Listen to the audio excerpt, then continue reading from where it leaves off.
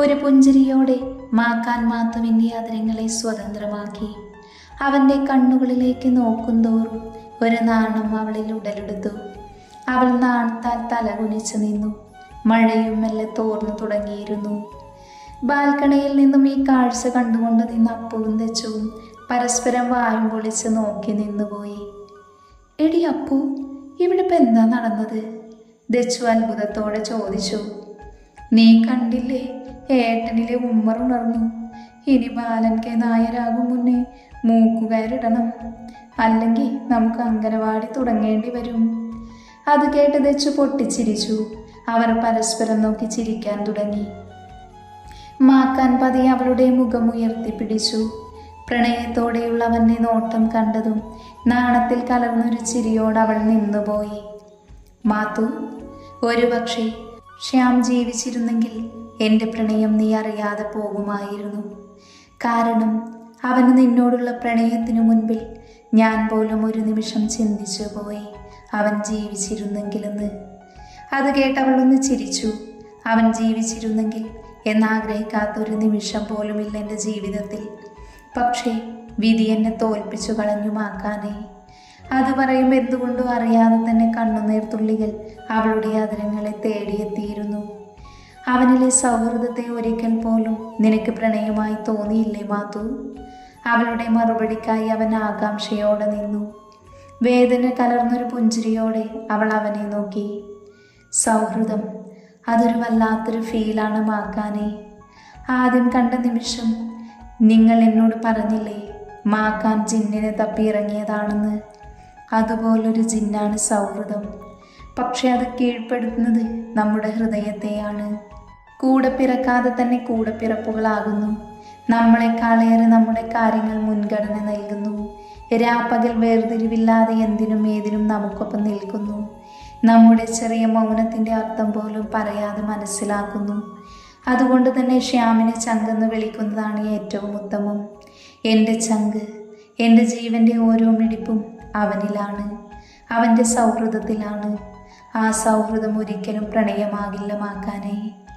അവളുടെ മറുപടി കേട്ട് മാക്കാനൊന്ന് ചിരിച്ചു. പതിയെ അവളെ തൻ്റെ നെഞ്ചോട് ചേർത്ത് പിടിച്ചു. അവൻ്റെ നെഞ്ചിൻ്റെ ചൂടിലായ ഹൃദയ താളത്തിൻ്റെ ശബ്ദം കേട്ട് അവൾ മിഴികളടച്ച് ലയിച്ചിരുന്നു പോയി. സൗഹൃദം അത് ശ്യാമിന് നൽകിക്കോളൂ, പക്ഷേ നിന്നിലെ പ്രണയം അതെന്നും ഈ മാക്കാന് മാത്രം സ്വന്തമാണ്. അവളുടെ തലയിൽ മെല്ലെ തലോടിക്കൊണ്ട് അവൻ പറഞ്ഞു. പതിയെ മുഖമുയർത്തി അവൾ മാക്കാനെ നോക്കി ചിരിച്ചു. വീണ്ടും ആ നെഞ്ചോട് തല ചേർത്ത് കിടന്നു. അവൻ്റെ നെഞ്ചിൽ പറ്റിച്ചേർന്ന് കിടക്കുന്ന എന്ന ലോക്കറ്റ് കണ്ടതും ഒരു സംശയത്തോടെ അവനെ നോക്കി അവൾ. എന്താണ് എന്നെങ്ങനെ നോക്കുന്നത്? ഈ ആരാണ് മാക്കാനെ? ഞാൻ പറഞ്ഞിട്ടില്ലേ മാത്തു, എൻ്റെ ചങ്ക് കട്ടെടുത്തൊരു ജിന്നിനെ പറ്റി. അവളാണത്.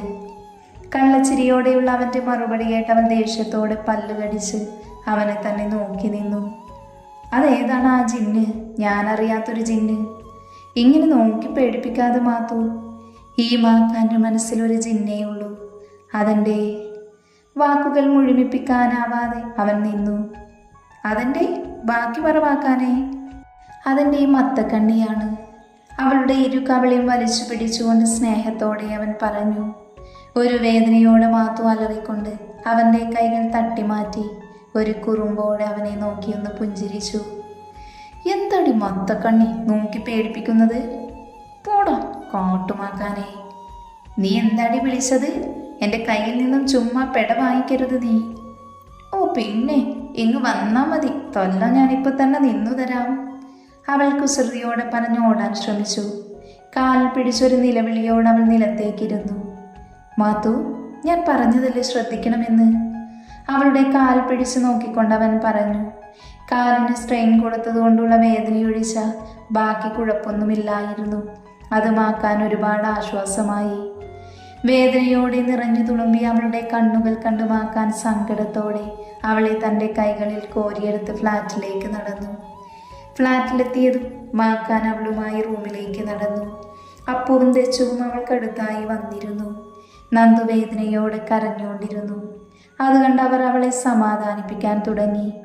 മാക്കാൻ സങ്കടത്തോടെ അവളുടെ തലയിൽ തലോടിക്കൊണ്ട് അവൾക്കടുത്തായിരുന്നു. അങ്ങനെ ദിവസങ്ങൾ കടന്നുപോയിക്കൊണ്ടിരുന്നു. മാക്കാന്റെ സ്നേഹത്തോടെയുള്ള പരിചരണത്തിൽ പെട്ടെന്ന് തൻ്റെ മുറിവിൻ്റെ വേദനകളെല്ലാം മാറി നന്ദു ഓക്കെയായി. മാക്കാനോടൊപ്പമാണ് നന്ദു വൈവ എക്സാമിന് പോയത്. എക്സാമിന് ശേഷം അവൾക്ക് വെക്കേഷൻ സ്റ്റാർട്ട് ചെയ്തു. എല്ലാവരും നാട്ടിലേക്ക് മടങ്ങി.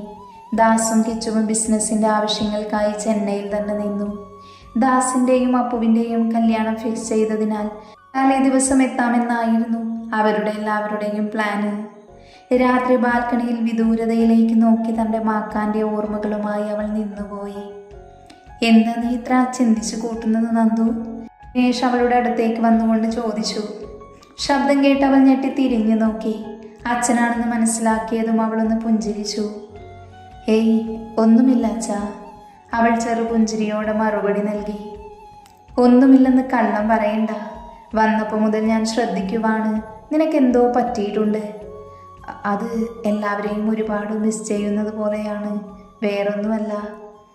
എൻ്റെ മോൾക്ക് ആരെയാ ഇത്ര മിസ് ചെയ്യുന്നത്? നിന്റെ മാക്കാനെയാണോ? അവൾ അറിയാതെ ഒന്ന് മൂളിപ്പോയി. കാണാതിരിക്കുമ്പോൾ കാണാൻ തോന്നും.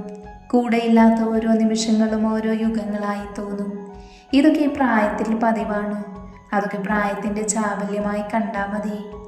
അച്ഛൻ പറയുന്നത് കേട്ട് അവൾ അത്ഭുതത്തോടെ നിന്നു. നീ എന്താ എന്നെ ഇങ്ങനെ നോക്കുന്നത്? അച്ഛൻ ഒരുപാട് മാറിപ്പോയല്ലോ എന്ന് ആലോചിച്ച് പോയതാ. ദിനേശ് ഒരു ചിരിയോട് അവളെ ഒന്ന് നോക്കി. ഇതുപോലെ ഒരുപാട് ചിന്തിച്ചു കൂട്ടി നടന്ന കാലം എനിക്കുമുണ്ടായിരുന്നു. അതുകൊണ്ട് പറഞ്ഞതാ. അച്ഛനാകേണ്ട സമയത്ത് അച്ഛനാകും, നല്ലൊരു സുഹൃത്താകേണ്ട സമയത്ത് അങ്ങനെയാകും. അയാൾ ഒരു ചിരിയോട് അവൾക്ക് മറുപടി കൊടുത്തു. ഇവിടേക്ക് പ്രണയത്തിൻ്റെ ഒരു മണമുണ്ടല്ലോ ദിനേശേട്ടാ. ആ അതൊക്കെ കാണും മോളെ, അയാൾ ഒരു നെടുവെപ്പോടെ പറഞ്ഞു. എങ്കിൽ ആ കഥയൊന്ന് കേൾക്കണം എനിക്ക്. പറ അച്ഛാ പ്ലീസ്. അതൊക്കെ പിന്നെ പറയാം. ഞാൻ മോളോടൊരു കാര്യം പറയാൻ അച്ഛൻ വന്നത്. എന്താണ് എന്ന ഭാവത്തിൽ അവൾ സംശയത്തോടെ നിന്നു. വേറൊന്നുമല്ല, ഇന്ന് അനിയനോട് ചോദിച്ചു ദീപുമായി നിന്റെ കല്യാണം നടത്തിയാലോ എന്ന്. അത് കേട്ട് അവൾ അച്ഛനെ ഒരു ഞെട്ടലോടെ നോക്കി. എന്നിട്ട് അച്ഛനെന്ത് പറഞ്ഞു? ഞാനെന്ത് പറയാൻ, അവളോട് ചോദിച്ചിട്ട് പറയാമെന്ന് പറഞ്ഞു. അച്ഛൻ എന്തൊക്കെയായി പറയുന്നേ? അതെൻ്റെ ഏട്ടനാണ്, അദ്ദേഹത്തെ ഞാൻ എങ്ങനെയാണ്? അപ്പോൾ തന്നെ പറ്റില്ലെന്ന് പറയായിരുന്നില്ലേ അച്ഛന്? എൻ്റെ മോളെ, നീ ഇങ്ങനെ ടെൻഷനാകേണ്ട. ഞാൻ അവനോട് നീ ഒരാളെ സ്നേഹിക്കുന്നുണ്ടെന്ന് പറഞ്ഞു. അയാളെക്കുറിച്ച് ഞാൻ അന്വേഷിച്ചെല്ലാം ഓക്കെയാണ്. അതുകൊണ്ട് തന്നെ കോഴ്സ് കംപ്ലീറ്റ് ചെയ്തിട്ട് തീരുമാനിക്കാമെന്ന് പറഞ്ഞു. അവൻ അപ്പോൾ തന്നെ അത് സമ്മതിച്ചു. ഒരാഗ്രഹം കൊണ്ട് ചോദിച്ചു, അത്രമാത്രമെന്ന് എന്നോട് പറഞ്ഞത്. എല്ലാം കേട്ട് നന്ദു ആശ്വാസത്തോടെ നെടുവേർപ്പെട്ടു. ഹോ, ഞാനാകെ പേടിച്ചു പോയി. അയ്യേ, എന്നാലും അങ്കിൾ ഇങ്ങനെയൊക്കെ ചിന്തിക്കുമെന്ന് ഞാൻ ഒരിക്കൽ പോലും വിചാരിച്ചിട്ടില്ല. ഏട്ടൻ അറിഞ്ഞിരുന്നെങ്കിൽ അങ്കിളിനെ ചീത്ത പറഞ്ഞ് കൊന്നേനെ. ദീപുവേട്ടൻ എൻ്റെ സ്വന്തം ഏട്ടനാണ്, അത് ഓർമ്മിച്ചോ എല്ലാവരും? അതും പറഞ്ഞുകൊണ്ട് അവൾ റൂമിലേക്ക് നടന്നു. നീ ഇപ്പോഴും അവനെ നെഞ്ചിലേറ്റ് വെച്ചിരിക്കുവാണല്ലോ മോളെ. അവൻ്റെ മുഖം മൂടി അഴിയുന്ന നിമിഷം നിനക്ക് താങ്ങാനാവുമോ? അതോർക്കുമ്പോൾ അച്ഛന് സഹിക്കുന്നില്ല.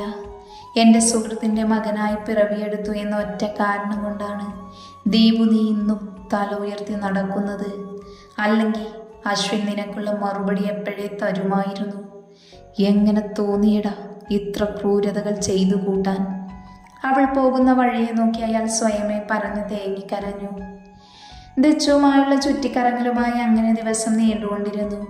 ഇടയ്ക്കൊക്കെ ശ്യാമിൻ്റെ വീട്ടിൽ പോകുന്നതും ഒരു പതിവാക്കി. അവൻ്റെ ഓർമ്മകൾക്കൊപ്പം ആ മുറിയിലിരിക്കുമ്പോൾ വല്ലാത്തൊരു മിസ്സിങ് ഫീൽ ചെയ്യും. മാക്കാനെ ഡെയിലി വിളിക്കും, പക്ഷേ നേരിട്ടുള്ള മീറ്റിംഗ് ഇല്ല. അങ്ങനെ കല്യാണ ദിവസം അടുത്തുള്ള തമ്മിലുള്ള കോളിംഗ് അല്ലാതെ ചെന്നൈയിൽ നിന്ന് വന്നിട്ട് നേരിട്ടൊന്ന് കണ്ടിട്ട് പോലുമില്ല എന്ന സങ്കടമായിരുന്നു മനസ്സിൽ മുഴുവനും. കല്യാണത്തിന് 2 ദിവസം മുന്നേ തന്നെ പെട്ടിയും കിടക്കയും തയ്യാറാക്കി തൃശ്ശൂർക്ക് വെച്ചു പിടിച്ചു. പാലക്കാടാണ് മാക്കാൻ്റെ വീട്. തികച്ചും ഗ്രാമീണത നിറഞ്ഞൊരു സ്ഥലം. നെൽവയലുകളും പുഴകളും താമരയും, അങ്ങനെ ഗ്രാമത്തിൻ്റെ ഭംഗി മിഴിവാർന്നു നിൽക്കുന്നൊരു സ്വർഗതുല്യമായൊരിടം. ആദ്യ കാഴ്ചയിൽ തന്നെ എൻ്റെ മനസ്സിനെ കീഴ്പ്പെടുത്തി കളഞ്ഞു ആ സ്ഥലം. കായലിനോട് ചേർന്നുള്ളൊരു വലിയ 4 കെട്ട് വീടായിരുന്നു മാക്കാൻ്റെ. അതിന് തൊട്ടടുത്തായി മോഡേൺ രീതിയിലുള്ളൊരു വീടുമുണ്ട്. ഞങ്ങൾക്കുള്ള അക്കോമഡേഷൻ പറഞ്ഞിരുന്നത് അവിടെയായിരുന്നു. അതൊരു കണക്കിന് നന്നായി. കല്യാണത്തിന് മുന്നേ ചെക്കൻ്റെ വീട്ടിൽ കയറുന്നതിനോട് എനിക്കും യോജിപ്പില്ലായിരുന്നു. ഞങ്ങളെ കണ്ടപാടെ അപ്പു ഓടി വന്നു. ചെന്നൈയിൽ നിന്ന് വന്നതിനു ശേഷം നേരിട്ടൊന്ന് കാണുന്നത് ഇന്നാണ്. മുറ്റത്ത് പന്തലൊക്കെ ഇട്ട് ആകെ തിരക്കേറിയ ഒരു അന്തരീക്ഷമായിരുന്നു. എല്ലാവരെയും നോക്കി വിളിച്ചു കൊടുത്തു. ഭാവിയിൽ നമ്മുടെ റിലേറ്റീവ്സ് ആണല്ലോ ഇവരൊക്കെ. നേരെ വീട്ടിലേക്ക് കയറി ലഗേജൊക്കെ വെച്ച് കുളിച്ച് ഫ്രഷായി ഇറങ്ങി. ഞങ്ങളെ കണ്ടപാടെ അമ്മായിയമ്മ കഴിക്കാനുള്ള കുറേ ഐറ്റംസുമായി എത്തി. കൂടെ കാത്തുവും. ഞാൻ ഭയഭക്തി ബഹുമാനത്തോടെ നിന്നു. ആൻറ്റിയോട് കുറച്ചു നേരം സംസാരിച്ചു. നിഷ്കളങ്കത നിറഞ്ഞൊരു പാവം നാട്ടുമ്പുറത്തുകാരി അമ്മ. ഒറ്റ നോട്ടത്തിൽ തന്നെ ഞാനങ്ങ് ഫ്ലാറ്റായി. അമ്മ തിരക്കിലായതുകൊണ്ട് പെട്ടെന്ന് തന്നെ വീട്ടിലേക്ക് മടങ്ങി. മാക്കാനെ തിരക്കി. പക്ഷേ പുള്ളി പുറത്തെവിടെയോ പോയിരിക്കുമായിരുന്നു. അനിയത്തിയുടെ കല്യാണമല്ലേ, അപ്പോൾ ഏട്ടനെ ഇനി കല്യാണം കഴിഞ്ഞിട്ട് നോക്കുന്നതായിരിക്കും നല്ലത്. മനസ്സിൽ പതിയെ ആത്മഗതിച്ചു. കുറച്ചു നേരം ചുറ്റിക്കറങ്ങിയ ശേഷം പന്തൽ വട്ടമേശ സമ്മേളനത്തിന് ചുറ്റും കൂടിയിരുന്നു. പിന്നെ ഓരോരുത്തരുടെ പരദൂഷണ കഥകളും വീഴ്വായ്ക്കും കേട്ട് കണ്ണും തള്ളിയിരുന്നു. ഗ്രാമത്തിൻ്റെ ഏറ്റവും രസമുള്ളൊരു കാഴ്ചയാണ് ഈ ഒത്തൊരുമ. കല്യാണം 2 ദിവസം കഴിഞ്ഞാണെങ്കിലും ഒരു കല്യാണത്തിനുള്ള ആളുണ്ട് അവിടെ. അതുകൊണ്ട് തന്നെ സമയം പോകുന്നതൊന്നും അറിഞ്ഞതുകൂടെയില്ല. പിന്നെ രാത്രിയിലേക്കുള്ള ഭക്ഷണത്തിന് വേണ്ടിയുള്ള പച്ചക്കറിയിൽ മത്സരമായിരുന്നു. എല്ലാവരും നിലത്ത് വലിയ ഷീറ്റൊക്കെ വിരിച്ച് ചുറ്റും കൂടിയിരുന്നു. പച്ചക്കറി കണ്ടപാട് ഞാനും ദച്ചുവും ചേനയിൽ കയറിയെന്ന് പിടിച്ചു. കൂട്ടത്തിൽ വലുത് അതായി തോന്നി. അതുകൊണ്ട് തന്നെ അമ്മയെ കാണിക്കാൻ വേണ്ടി ചെയ്തതാ. അതെടുത്തപ്പോൾ തന്നെ അപ്പു വേണ്ടാന്നൊരായിരം വട്ടം പറഞ്ഞു. ആര് കേൾക്കാൻ, ആരോട് പറയാൻ. പിന്നെ ഒന്നും നോക്കിയില്ല. കയ്യിൽ കിട്ടിയ കത്തി വെച്ച് അതിൻ്റെ നടുവിന് തന്നെ വെട്ടി. വെട്ടുകൊണ്ടിട്ടും ഒരനക്കവുമില്ലാതെ ഞങ്ങളെ നോക്കി കൊഞ്ഞനം കുത്തുന്ന ചേനയെ കണ്ടപ്പോൾ സങ്കടം വന്നുപോയി. പിന്നെ അടുത്തിരുന്ന ആൻറ്റി അതൊക്കെ ചെറിയ കഷ്ണങ്ങളായി മുറിച്ചു തന്നു. പിന്നെ ഞാനും ദച്ചുവും ഇടിയായിരുന്നു അതറിയാൻ വേണ്ടി. ഞങ്ങൾ മത്സരിച്ചരിഞ്ഞുകൊണ്ടിരുന്നു. ചേനയോടാണ് കളിച്ചതെന്ന് ഞങ്ങൾ ഓർത്തതുപോലുമില്ല. പതിയെ കൈ ചൊറിയാൻ തുടങ്ങി. പിന്നെ ചൊറിച്ചിലോട് ചൊറിച്ചിൽ. എവിടെയൊക്കെ മാന്തുമെന്ന അവസ്ഥയായി പോയി. കൈയും മുഖവും ഒക്കെ ഒടുക്കത്തെ ചൊറിച്ചിൽ. ഞാൻ ദച്ചുവിനെ ചൊറിഞ്ഞു കൊടുക്കും, അവൾ തിരിച്ചും.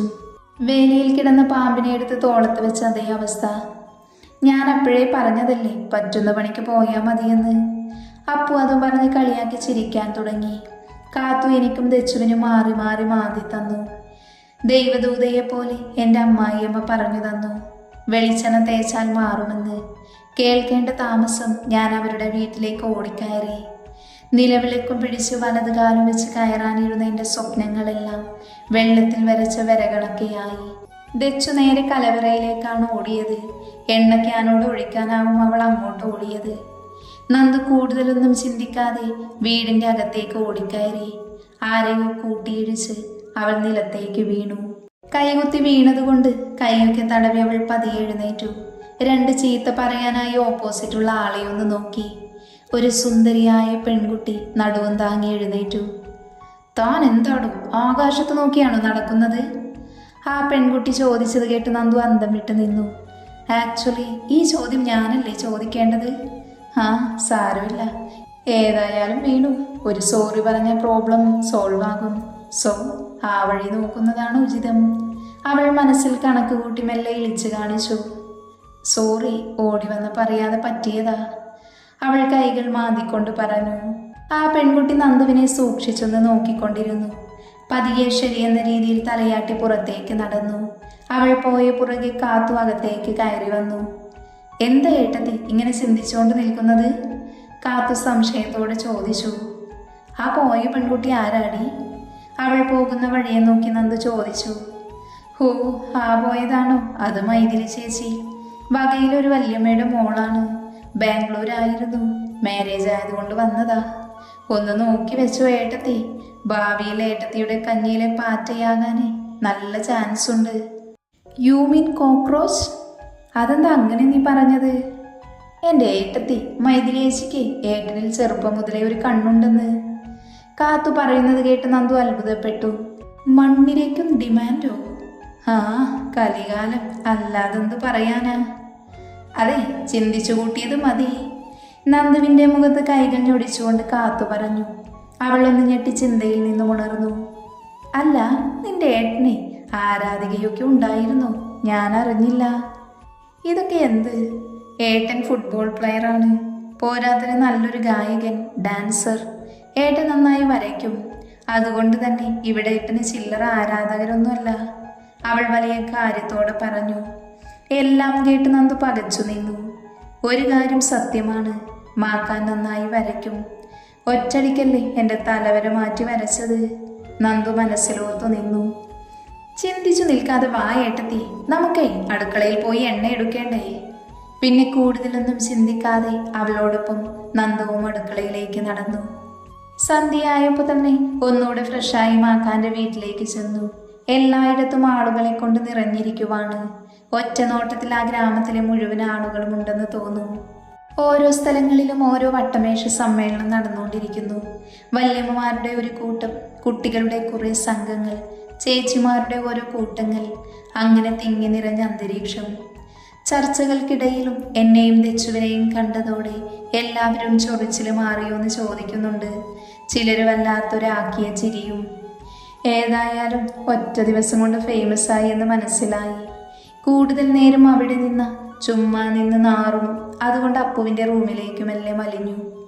പോകുന്ന വഴിയിൽ മാക്കാൻ്റെ അച്ഛനെ കണ്ട് കുറച്ച് സമയം അങ്കിളിനോടും സംസാരിച്ചു. അപ്പുവിൻ്റെ മുറിയിലിരുന്ന് അവളുടെ ഓർണമെന്റ്സ് ഒക്കെ കണ്ടു. പെട്ടെന്നൊരു പരിചിതമായ ശബ്ദം കേട്ട് പതിയെ ജനാലിലൂടെ പുറത്തേക്ക് നോക്കി. തിരിഞ്ഞു നിൽക്കുന്നത് കൊണ്ട് ആളുടെ മുഖം വ്യക്തമായി കാണാൻ പറ്റില്ലായിരുന്നു. ഞാൻ ജനാല കമ്പിയിൽ പിടിച്ച് ഏന്തി വലിഞ്ഞു നോക്കി.